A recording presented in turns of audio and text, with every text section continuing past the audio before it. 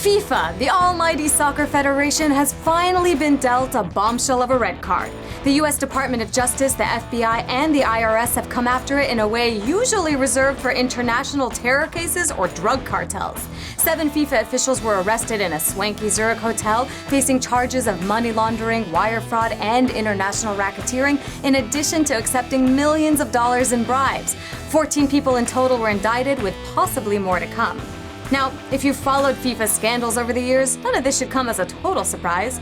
Don't believe me? Here are 5 ways that FIFA is pretty effed up. Corruption is to FIFA as greed is to Wall Street.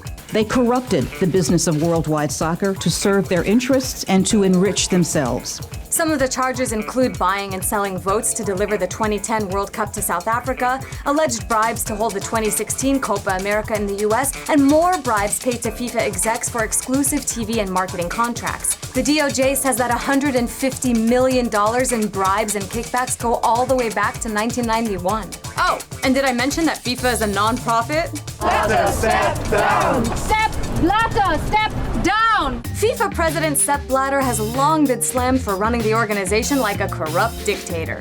He's been president of FIFA since 1998 and is going for his 5th term. Blatter's quadrupled FIFA's revenue during his tenure, but many say he's done this by buying votes, suppressing dissent, and rewarding loyalty with cash and handouts. You name it, he's done it all. You'd think the latest FIFA drama would be the closest we'd get to Blatter's downfall since this. But despite the calls for him to resign, he refuses to be toppled. I'm a happy man. FIFA generates billions of dollars in profits, especially during the World Cup. But they do so by imposing the costs of the cup on the host countries, all the while pocketing much of the profits. Football is a way of life in Brazil, but many Brazilians felt that FIFA exploited them. Think of money as pubic hair and FIFA as wax. Oh, they're going to be all over you during the World Cup, but when they go, they're taking all the money with them, including some from places you didn't even know you had any money.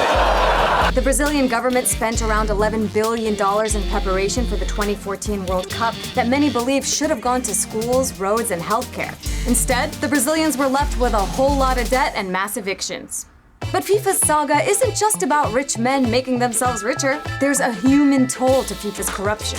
Both Russia and Qatar were awarded the 2018 and 2022 World Cups respectively, something the Swiss government is now investigating due to suspicion of bribes. Then there are the human rights concerns. In Qatar, which is racing to build stadiums in time for the Games, 1,200 South Asian laborers have died since 2010 due to heat exhaustion and unfair working conditions. An investigation said that at least 4,000 people are projected to die before the 2022 World Cup even kicks off. Russia plans to use prisoners to build out the World Cup infrastructure and bring down costs. But despite all these concerns, FIFA says the Games will go on in both countries. And last but certainly not least, you can't forget about the women, even though FIFA sorta does. Alex Morgan, one of the most recognizable faces in women's soccer, says she was shocked at an event where she was being honored as one of the top 3 players in the world because Sepp Blatter didn't even recognize her.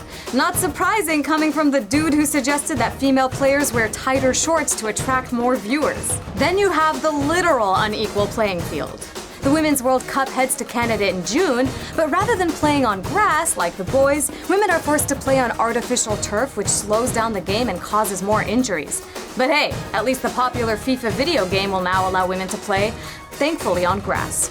There you have it, 5 of FIFA's biggest follies over the years. So given all of this drama, can FIFA's reputation ever bounce back?